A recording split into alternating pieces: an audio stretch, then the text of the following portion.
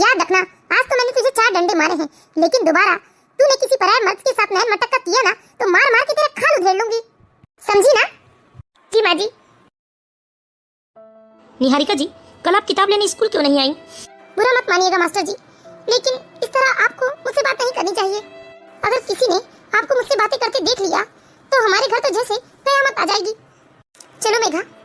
निहारिका जी, आप इन बेकार के रस्म रिवाजों में इस तरह से उलझ गई हैं कि आप ये भूल गई हैं कि आप एक जिंदा इंसान हैं। आपको भी जीने का हक है। बाकी इंसानों की तरह आपको भी हंसने का, गुनगुनाने का, सबसे बातचीत करने का अधिकार है। आप अपने अधिकारों को समझिए, अपने साथ इस तरह से अत्याचार मत होने दीजिए। निहारिका जी। मेघा, जल्दी जल्दी चल, मास्टर जी मेरी मजबूरियों को नहीं समझ रहे हैं। निहारिका जी, आप इसे मजबूरी का नाम मत दीजिए। आपने कभी कोशिश ही नहीं की है खुलकर जीने की, हंसने की, सबसे बातचीत करने की, बाकी आम इंसानों की तरह रहने की। आपने बस लोगों ने कहा और इसे अपनी मजबूरी बना ली। आपके पास हिम्मत नहीं है, आप अपने अधिकारों के लिए नहीं लड़ सकती। अभी तो आपकी जिंदगी शुरू हुई है और अभी से आपने अपनी जिंदगी को खत्म कर लिया है। अरे 22 साल की उम्र है आपकी। मास्टर जी, इस गांव में आज भी विधवाओं को न खुल के जीने का अधिकार है और न ही अपनी मर्जी से सांस लेने का। मैं आपसे विनती करती हूँ कि आप इस तरह खुलेआम मुझसे बात मत कीजिएगा, वरना मेरा जीना मुश्किल कर देगी मेरी सासू माँ। चल मेघा, जल्दी चल, अगर माँ जी को पता चल गया तो आज मेरी खैर नहीं। निहारिका, तुम्हें मास्टर जी से इस तरह से बात नहीं करनी चाहिए थी। एकमात्र मास्टर जी तो हैं जो तुम्हें इंसान समझते हैं। अरे तुमसे तुम्हारे अधिकारों के बारे में बात करते हैं। एक बात कहूँ, मैंने मास्टर जी की आंखों में देखा है, मास्टर जी तुझे पसंद करते हैं, तुझसे प्यार करते हैं वो। नहीं नहीं मेघा, अपने मुंह से तो इस तरह की बातें मत निकाल। मैं एक विधवा हूँ और विधवा को प्यार करने का अधिकार नहीं होता। क्यों निहारिका, क्या विधवा के सीने में दिल नहीं होता? क्या वो दिल धड़कता नहीं? सारी दुनिया तुझे ताने मारती है, तुझे तरह तरह की बातें कहती है, लेकिन एकमात्र इस गांव में मास्टर जी हैं जो तुम्हारे प्रति सहानुभूति रखते हैं, तुम्हारे दुख को अपना दुख समझते हैं, लेकिन तुम हो कि उनसे सीधे मुंह बात तक नहीं करती। चुप हो जा मेघा, भगवान के लिए चुप हो जा। मैं जानती हूँ मेघा, एक तेरे और मास्टर जी के अलावा कोई मुझे इंसान समझता ही नहीं। मास्टर जी ने मेरे दिल के दर्द को समझा है, मेरी दुख की डग पर हाथ रख दिया है उन्होंने। मैं भगवान जी के मंदिर के सामने खड़ी हूँ, मैं तुझसे कुछ झूठ नहीं कहूंगी। मेघा, ना चाहते हुए भी मैं धीरे धीरे मास्टर जी के बारे में सोचने लगी हूँ। कभी कभी तो मुझे लगता है कि मैं ये जो कर रही हूँ ये गलत है, मुझे ऐसा नहीं करना चाहिए। मैं एक विधवा हूँ, लेकिन मैं क्या करूँ मेघा? मैं विधवा हूँ, मैं मानती हूँ, लेकिन विधवा भी तो इंसान होती है ना। विधवा के भी सीने में दिल होता है जो धड़कता है। माँ जी मुझे रोज रोज एक ही बात समझाती है कि मैं एक विधवा हूँ और विधवा किसी गैर मर्द को लेकर फिर से ख्वाब नहीं सजा सकती। एक विधवा को जैसे जीने का हक होता ही नहीं। लेकिन मेघा, सच कहती हूँ, कभी कभी मेरे दिल से आवाज आती है कि रीति रिवाज या रस्मों के चक्कर में पड़कर तो मैं समय से पहले ही मर जाऊंगी। अभी तो मेरी खुल के जीने की उम्र हुई है, खुलकर सपने देखने की हुई है, और इसी उम्र में खुद को मैं अंधेरी कोठरी में बंद कर रही हूँ। ये कैसा रिवाज है मेघा, कैसा रिवाज है? यह तो रिवाज के नाम पर एक औरत पर अत्याचार है। मुझे माफ कर दे निहारिका, मुझे नहीं मालूम था कि तेरे अंदर भी इतना कुछ है। मैं तो सोचती थी कि जैसे तू लोगों की बातों में आकर जीना ही भूल गई है, लेकिन तू जीना चाहती है, लेकिन तुझे लोगों का डर है। हाँ मेघा, मुझे बदनामी से डर लगता है, और बदनामी से कहीं ज्यादा अपनी सास के तानों से डर लगता है। चल ठीक है मेघा, घर जा रही हूँ मैं। माँ जी मेरी राह देख रही होगी, अगर और भी थोड़ी देर हुई ना तो गुस्से से बौखला जाएगी। ठीक है निहारिका, मुझे माफ कर दे मेरी बहन, मैंने अनजाने में तेरा कितना दिल दुखाया है। नहीं बहन, तू मुझसे माफी मत मांग, एक तेरा ही तो साथ है। जब मैं तेरे साथ रहती हूँ तो लगता है कि मैं जिंदा हूँ। एक तू ही तो है जो मेरे साथ हर जगह आती जाती है, वरना मोहल्ले की सारी औरतें तो मेरा चेहरा भी देखना पसंद नहीं करती हैं। ये है निहारिका। निहारिका जब सिर्फ 16 साल की थी तब कच्ची उम्र में ही उसकी शादी 26 साल के विवेक से हो गई थी। विवेक एक सरकारी स्कूल में मास्टर था। निहारिका अभी तक कांच की चूड़ियों से ही खेलती थी, गुड़ियों से बातें करती थी, लेकिन शादी के बाद ससुराल का एक बोझ उसके सिर पर आ गिरा। निहारिका की सास कमला देवी जी बड़ी ही सख्त मिजाज की और रस्मों की पक्की औरत थी, और तो और उनके विचार भी थोड़े पुराने ख्यालों वाले थे। कमला जी का मानना था कि बहू को घर की इज्जत की तरह रखना चाहिए, चुप, सदी हुई और दूसरों से दूर। विवेक शांत स्वभाव का इंसान था और निहारिका से उम्र में बहुत बड़ा था, लेकिन साफ दिल वाला था। पर शादी के 1 साल बाद ही एक सड़क दुर्घटना में विवेक की मौत हो गई थी। विवेक की मौत के बाद तो जैसे बेचारी निहारिका की मांग का सिंदूर धुल गया, जिंदगी की रंगीनियां राख हो गई। कमला जी ने निहारिका को उसी दिन से कह दिया था कि वो उनकी विधवा बहू है और अब निहारिका को उनके हिसाब से ही रहना होगा। विवेक की मौत के बाद बेचारी निहारिका की दुनिया जैसे थम सी गई थी। सास ने उसके सारे कपड़े जो चटक रंगों से थे वो हल्के फीके रंगों में करवा दिए थे। बेचारी निहारिका की दुनिया शुरू होने से पहले ही खत्म हो गई थी। निहारिका जल्दी जल्दी मंदिर से अपने घर लौटती है तो वह देखती है कि दरवाजे पर उसकी सास डंडा लेकर खड़ी है।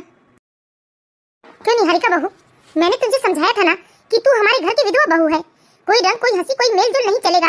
अब से 4 दीवारियां ही तेरा संसार है। लेकिन तूने मेरी बात नहीं मानी। तुझे कितनी बार समझाया था कि तू एक विधवा है, किसी भी पराये मर्द को नजर उठाकर देखना भी नहीं है तुझे, लेकिन तूने मेरी बात नहीं मानी। क्या राई रंग लिया बाहर? अब चुप क्या है? शर्म आ रही है तुझे? पहले शर्म नहीं आई? मैंने तुझसे साफ साफ मना किया था ना कि तू किसी पराये मर्द से बात नहीं करेगी। फिर तेरी हिम्मत कैसे हुई कि तू मंदिर के सामने उस मास्टर के साथ नैन मटक्का कर रही थी? माँ जी, इस तरह घर के आंगन में तमाशा मत कीजिए, मुझे अंदर आ जाने दीजिए। फिर आपको जो भी पूछना है, जो भी कहना है, आप आराम से कहिए, मैं आपके सारे सवालों का जवाब दूंगी। अच्छा, अब तुझे शर्म आ रही है कि 4 लोग देखेंगे और उधर मंदिर में जब नैन मटक्का कर रही थी तब तुझे शर्म नहीं आई? निहारिका की सास बड़बड़ाती है, लेकिन निहारिका जल्दी से घर में प्रवेश करती है। अब कहिए माँ जी, अब आप क्या कहना चाहती हैं? निहारिका की सास निहारिका को डंडे डंडे मारती है, लेकिन बेचारी निहारिका कुछ नहीं कहती और चुपचाप अपनी सास की मार बर्दाश्त करती है। याद रखना, आज तो मैंने तुझे 4 डंडे मारे हैं, लेकिन दोबारा तूने किसी पराये मर्द के साथ नैन मटक्का किया ना तो मार मार के तेरा खाल उधेड़ लूंगी, समझी ना? जी माँ जी। हे ईश्वर, मुझे ये कैसी सजा मिल रही है? अरे ऐसे घुट घुट कर रोज जीने से तो बेहतर था कि मुझे मेरे पति के साथ ही साथी कर देते ये लोग। कम से कम रोज घुट घुट के मरने से तो अच्छा था कि मैं एक बार में अपने प्राण त्याग देती। बेचारी निहारिका अपनी किस्मत को कोसते हुए खूब रोती है। सजने संवरने का मेरा खूब मन होता है, लेकिन जब तक मैंने सजने संवरने का मतलब समझा, मेरी जिंदगी से सारे रंग ही उड़ गए। एक दिन निहारिका अपने कमरे की सफाई कर रही थी, तभी उसे अपने एक सूटकेस में अपनी कुछ पुरानी चूड़ियों का डिब्बा दिखाई दिया। उन चूड़ियों को देखकर पल भर के लिए निहारिका भूल गई कि वो एक विधवा है और उसने उन चूड़ियों को पहन लिया। तभी अचानक कमरे में निहारिका की सास आ जाती है। जैसे ही कमला देवी ने देखा कि उसकी बहू के हाथ में रंग बिरंगी चूड़ियां हैं, उन चूड़ियों को देखते ही कमला जी का गुस्सा तो जैसे सातवें आसमान पर पहुंच गया और वह चीखते हुए निहारिका के कमरे में गई। बहू, ये सब क्या कर रही हो तुम? तुम्हारा दिमाग तो ठीक है ना? अरे किससे पूछकर तुमने ये रंग बिरंगी चूड़ियां पहनी है? निकालो निकालो, अभी के अभी रंग बिरंगी चूड़ियों को निकालो। अरे तुझसे मैंने कितनी बार कहा है कि सजने संवरने का अधिकार नहीं है तुझे। अरे तुझे कितना शौक लगता है सजने संवरने का?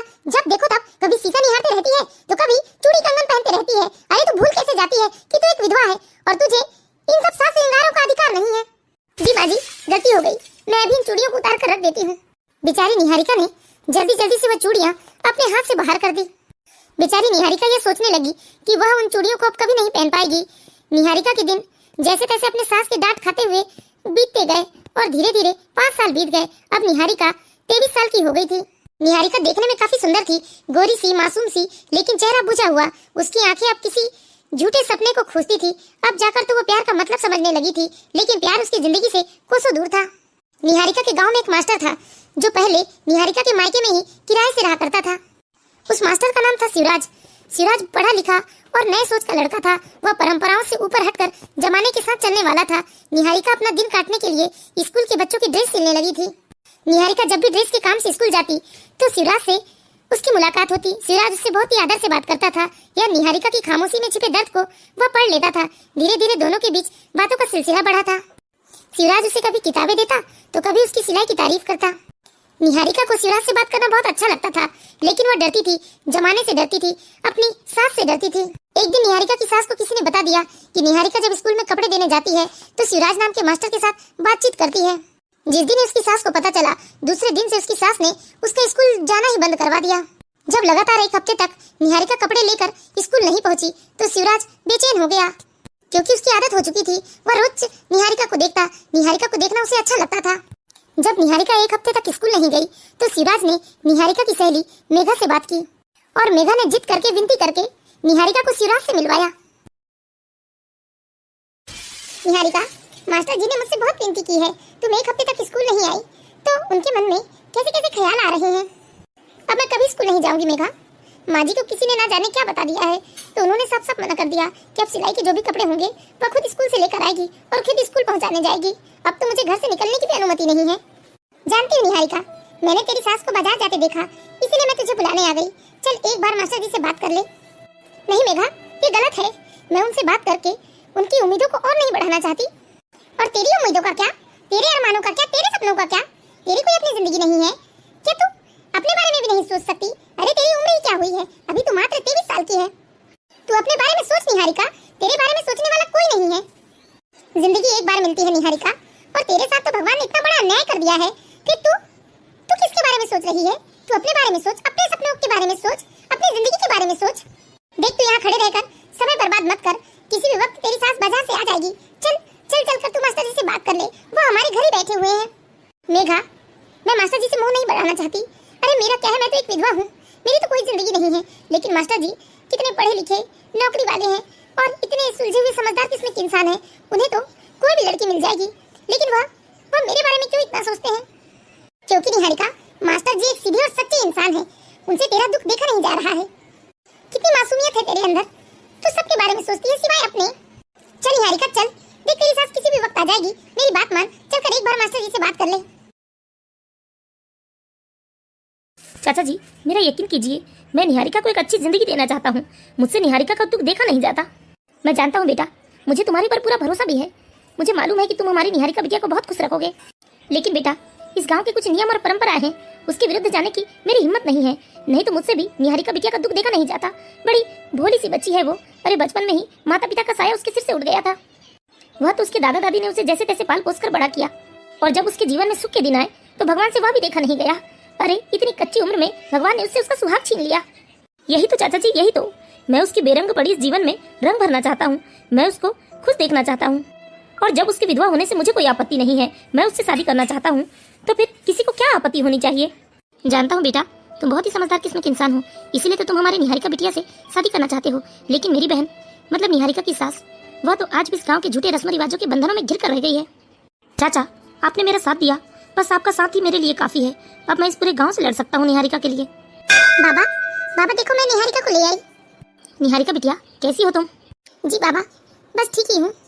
निहारिका बिटिया, मैं भी तुझे हंसता खेलता देखना चाहता हूँ। तेरे हर फैसले में मैं तेरे साथ हूँ बिटिया, घबराना नहीं। हाँ बाबा, एक आप ही का तो सहारा है। बैठ बेटा यहाँ, मास्टर जी तुझसे कुछ पूछना चाहते हैं।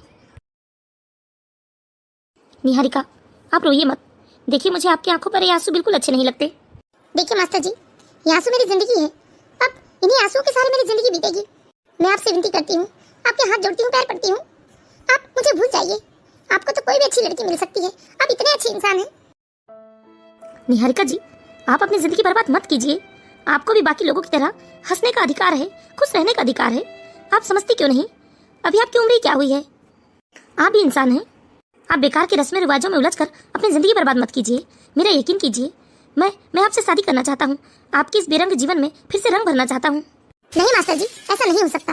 मैं एक विधवा हूँ और मुझे खुश रहने का अधिकार नहीं है। मेरा जीवन अब बेरंग ही रहेगा, इसमें रंग कोई नहीं भर सकता, ना ही किसी को रंग भरने का अधिकार है। अगर किसी ने रंग भरा तो मैं पापन कहलाऊंगी। आप भी? अरे बाकियों की तरह आप भी अपना जीवन इसी तरह से बर्बाद करना चाहती हैं?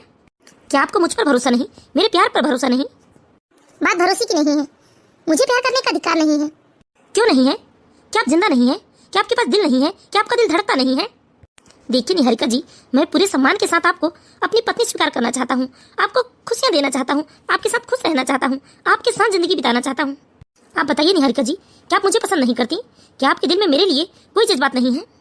अगर ऐसा है तो मैं आज ये गाँव छोड़कर चला जाऊंगा और कभी आपको अपनी शक्ल भी नहीं दिखाऊंगा। नहीं मास्टर जी, ऐसी कोई बात नहीं है। अरे आप में कमी ही क्या है जो आपको कोई पसंद ना करे? आप कितने समझदार और सुलझे हुए इंसान हैं, आप में कोई कमी नहीं है। कमी यदि किसी में है तो मुझ में है। मैं आपके लायक नहीं हूँ। कौन कहता है कि आप मेरे लायक नहीं हो? मैंने खुद आपको चुना है अपने लिए। आप क्या है आपको भी नहीं मालूम? आपकी सादगी, आपकी ईमानदारी। मैंने आपकी आंखों में अपने लिए प्यार देखा है और आप इसे झुठला नहीं सकती। मास्टर जी की ऐसी बातें सुनकर निहारिका कुछ न बोल पाई और आंखों में आंसू लिए वह चुपचाप अपने घर चली आई। उस रात पहली बार निहारिका सिसक सिसक कर रोई, क्योंकि किसी ने पहली बार उसे इंसान समझा था, बोझ नहीं। उसके दिल के दर्द को समझा था, उसके दर्द को समझा था। कहीं न कहीं शिवराज ने निहारिका की दुखती रग पर हाथ रख दिया था। निहारिका ना चाहते हुए भी शिवराज के बारे में सोचने लगी। ना चाहते हुए भी बार बार शिवराज की बातें, उसका चेहरा उसकी आंखों के आगे आता रहा। दिल की अंधेरी कोठरी में हल्की सी रोशनी की लौ दिखी थी और यह लौ उजाले में बदल भी नहीं पाई कि जाने कैसे इसकी खबर निहारिका की सास को लग गई। निहारिका की सास गुस्से में निहारिका के कमरे में आई और निहारिका को मारने लगी। तुझे मना किया था ना, मना किया था कि तू एक विधवा है, किसी भी पराये मर्द को नजर उठाकर नहीं देखना है तुझे। फिर भी तेरी हिम्मत कैसे हुई? तूने उस मास्टर जी से नैन मटक्का किया, उस मास्टर जी से बैठकर तूने बातें की। अरे चारों तरफ बातें फैल चुकी है, सब थू कर रहे हैं। उल्टी सीढ़ियां गाली गलौज करते हुए निहारिका की सास ने निहारिका को बहुत पीटा, लेकिन बेचारी निहारिका ने एक शब्द नहीं कहा। दूसरे दिन निहारिका की सास ने पंचायत बुलाई। एक तरफ निहारिका और एक तरफ मास्टर जी को पूरे गांव के सामने खड़ा किया गया और पूरे गांव वालों ने कहा अगर निहारिका ने शिवराज से रिश्ता रखा तो उसे गांव से बेइज्जत करके बाहर निकाल दिया जाएगा।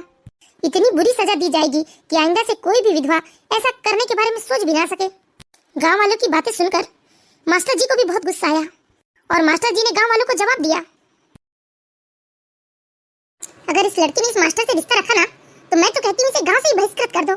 अरे पाप किया इसने, पाप, अपराधी है ये लड़की और इस लड़के को भी सजा दी जानी चाहिए।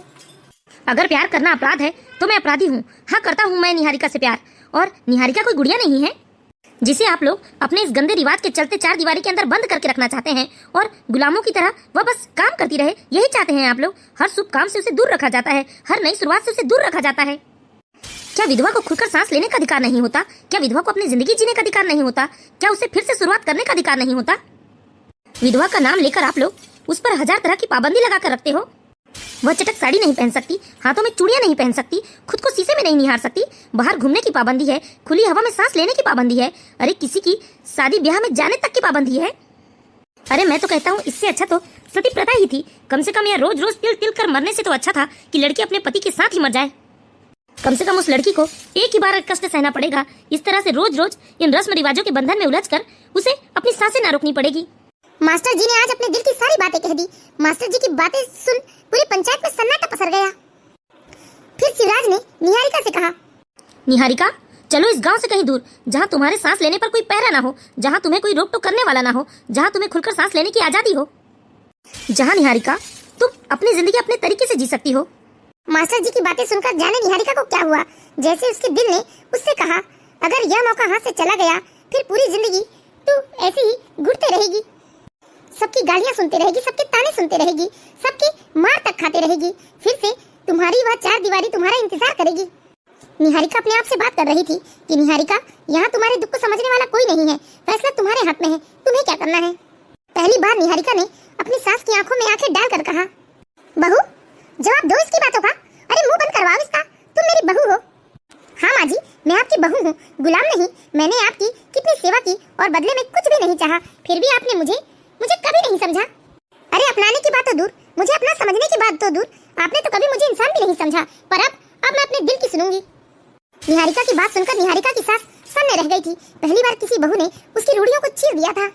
फिर निहारिका ने पंचायत से कहा, सरपंच साहब मुझे पता है अगर मैं मास्टर जी से दूरी भी बना लूंगी ना तो भी लोग मुझे सबकी नजरों से देखेंगे, मैं लोगों की नजरों में खटकती रहूंगी, इसीलिए मैं मास्टर जी के साथ खुद इस गाँव को छोड़कर जाना चाहती हूँ। क्या ये तुम्हारा आखिरी फैसला है? जी सरपंच जी, ये मेरा आखिरी फैसला है। मैं अपनी जिंदगी मास्टर जी के साथ नए सिरे से शुरुआत करना चाहती हूँ। अरे मैं विधवा हूँ, इसमें मेरा क्या दोष है? ईश्वर ने मेरे सुहाग छीन लिया तो क्या मुझे फिर से जीने का अधिकार नहीं है? अगर एक पति का पत्नी मर जाए तो वह पति दूसरे दिन ही दूसरी पत्नी ले आता है, लेकिन एक लड़की का पति मर जाए तो उससे जीने के सारे अधिकार छीन लेते हैं आप लोग। मैंने फैसला कर लिया है कि मैं अब अपनी बाकी जिंदगी मास्टर जी के साथ पूरे मान सम्मान के साथ जीना चाहती हूँ। चलिए मास्टर जी। इस तरह निहारिका ने मास्टर जी का हाथ थामा और वहाँ से वह मास्टर जी के साथ शहर चले गई, जहाँ जाकर निहारिका और मास्टर जी ने सिंपल कोर्ट मैरिज कर ली। मास्टर जी के रूप में निहारिका को एक ऐसा जीवन साथी मिला था जो उसे उसके दुख को समझता था, उसे अपना समझता था। अब जाकर निहारिका को शादी और शादी का मतलब पता चला था, नहीं तो जिस कच्ची उम्र में उसकी शादी हो गई थी वह कोई शादी की उम्र ना थी। निहारिका की आंखों में अब डर नहीं सिर्फ आत्मविश्वास था। निहारिका ने समाज को दिखा दिया कि मैं विधवा हूँ पर विधवा होना गुनाह नहीं है, मेरा दिल भी है जो धड़कता है, मेरी सांसों को भी खुले आसमान की जरूरत है। दिल को तो बांधा जा सकता है पर क्या सांसें रुकी रह सकती है? क्या प्यार सिर्फ उन्हीं का हक है जिनकी मांग में सिंदूर है? यह कहानी हमारे पहले के जमाने को दर्शाती है, जब पहले लड़कियों की कच्ची उम्र में शादी कर दी जाती थी। जब वह शादी का मतलब ही नहीं समझती थी तो उनकी शादी कर दी जाती थी, और जैसे जैसे बड़ी होती शादी का मतलब समझती तब तक दुर्भाग्य से कुछ ऐसी बदनसीब होती जिनके पति उन्हें हमेशा के लिए छोड़कर चले जाते, तो क्या वह पूरी जिंदगी खुद को एक अंधेरे कमरे में बंद कर रखे? अगर पत्नी मर जाती है तो पति को दूसरी शादी करने का हक होता है, और अगर पति चला जाए तो पत्नी को दूसरी शादी करने का हक नहीं होता। क्यों एक स्त्री को समाज के बंदिशों में रीति रिवाज के नाम पर जबरदस्ती बांध कर रखा जाता था, जिस बंदिश को आज निहारिका ने तोड़ दिया था। तो हम आशा करते हैं दोस्तों आप लोगों को हमारी कहानी जरूर पसंद आई होगी।